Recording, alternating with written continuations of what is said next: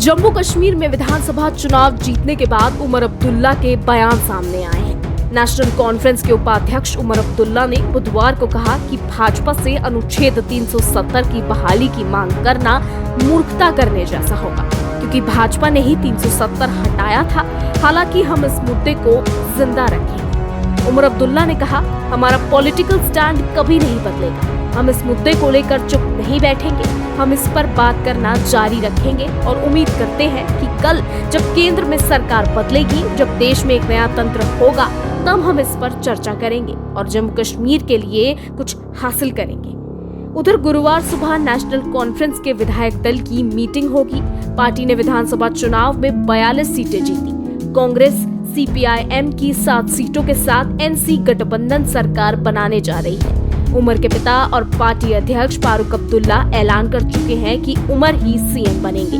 हालांकि अभी शपथ ग्रहण की तारीख तय नहीं हुई। चलिए अब आपको बताते हैं कि उमर अब्दुल्ला ने 370 समेत किन 3 मुद्दों पर चर्चा की। सबसे पहले बात करेंगे आर्टिकल 370 की। उमर ने कहा कि 370 हटाने का फैसला जनादेश के पक्ष में नहीं था। अगर ऐसा होता तो भाजपा विधानसभा चुनाव में जीत गई होती।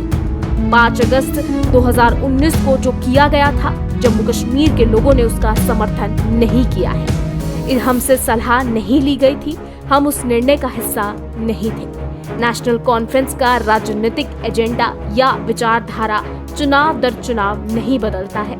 हम अपने राजनीतिक एजेंडा के लिए प्रतिबद्ध हैं। हम मानते हैं कि विलय के समय जम्मू कश्मीर से जो वादा किया गया था वो हमारा जन्मसिद्ध अधिकार है।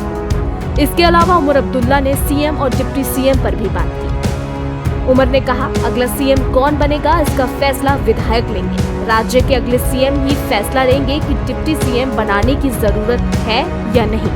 NC के विधायक दल की मीटिंग के बाद गठबंधन की बैठक होगी। इसके बाद विधायकों के समर्थन पत्र के साथ उपराज्यपाल के पास जाएंगे।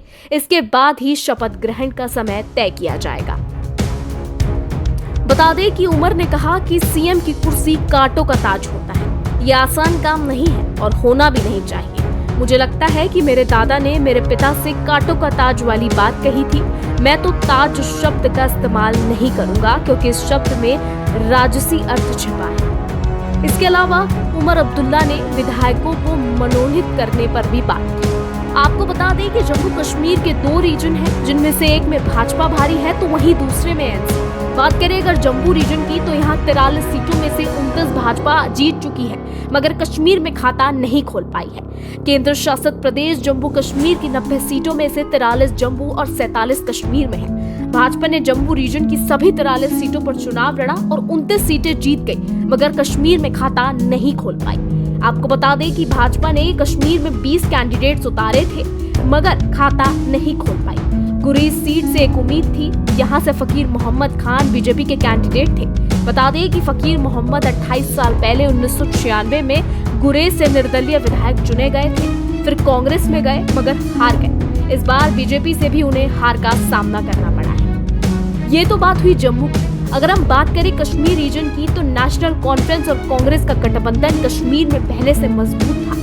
नेशनल कॉन्फ्रेंस की 42 सीटों में से करीब 35 से ज्यादा सीटें कश्मीर रीजन से मिली हैं। वहीं कांग्रेस ने भी कश्मीर संभाग से 6 सीटें जीती।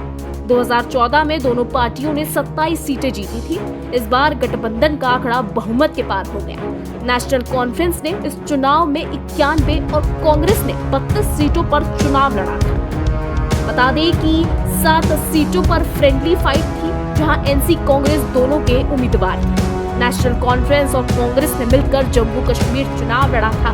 ये 7 सीटें बनिहाल, डोडा, भद्रवाह, नगरोटा, सोपोर, बारामूला और देवसर थी। इन 7 सीटों में से एक NC को 4, भाजपा को 2, आप को 1 सीट मिली, तो वहीं कांग्रेस को एक भी सीट पर जीत नहीं मिली।